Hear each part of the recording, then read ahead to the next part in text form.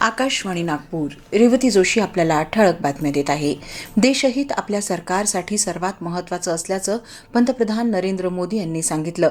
महिला आरक्षणासंबंधीचं विधेयक संसदेत मंजूर होऊ शकलं नाही, त्यानंतर काल पंतप्रधानांनी देशवासियांना संबोधित केलं.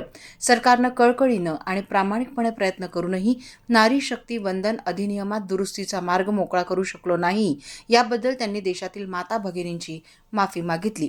राज्य मोठं असो वा लहान, प्रत्येक राज्याचं संसदेतलं स्थान, त्यांचं प्रतिनिधित्व योग्य प्रमाणात वाढवून अधिक बळकट करणं हा या विधेयकाचा उद्देश होता. परंतु काँग्रेस आणि त्यांच्या मित्रपक्षांनी हा प्रामाणिक प्रयत्न हाणून पाडला, अशी टीकाही पंतप्रधानांनी केली. केंद्र सरकारच्या कर्मचाऱ्यांचा महागाई भत्ता 2% वाढवून 60% करण्याचा निर्णय केंद्रानं घेतलाय. 1 जानेवारी 2026 पासून ही वाढ लागू होईल.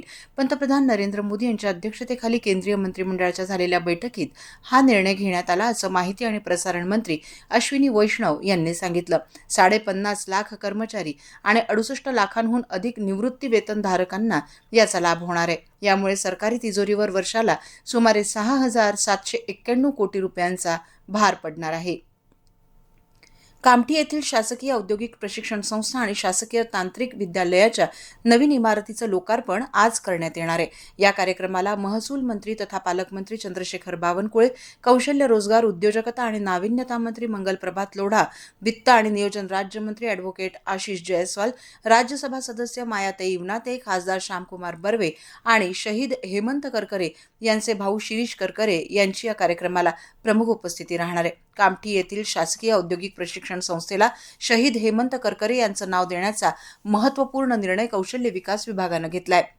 3.5 मुहूर्तांपैकी एक असलेल्या अक्षय्य तृतीयेचा सण आज सर्वत्र उत्साहात साजरा केला जातोय. या दिवशी नवीन कामांचा शुभारंभ केला जातो. सोनं खरेदी, गृह खरेदी, वाहन खरेदीकडेही नागरिकांचा कल आहे. या निमित्तानं राज्यभरातील बाजारांमध्ये खरेदीचा उत्साह दिसून येतोय.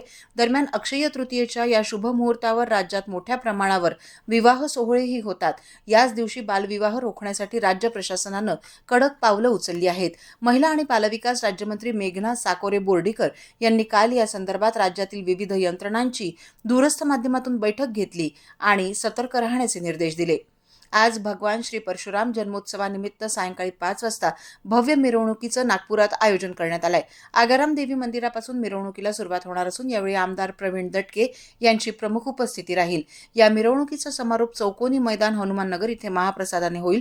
समारोपीय कार्यक्रमात भाजपा नेते दयाशंकर तिवारी आणि आमदार मोहन मते यांची प्रमुख उपस्थिती राहील. समाज बांधवांनी या आयोजनात मोठ्या संख्येने उपस्थित राहावं, असं आवाहन अखिल भारतीय ब्राह्मण महासंघाच्या नागपूर शाखेच्या वतीनं करण्यात आलंय. येत्या 2 दिवसात कोकण, मध्य महाराष्ट्र आणि मराठवाड्यात तुरळक ठिकाणी मेघगर्जनेसह पाऊस पडेल, असा हवामान वेधशाळेचा अंदाज आहे. तर विदर्भात काही ठिकाणी पाऊस आणि काही ठिकाणी हवामान कोरडं राहील, असाही अंदाज वर्तवण्यात आलाय.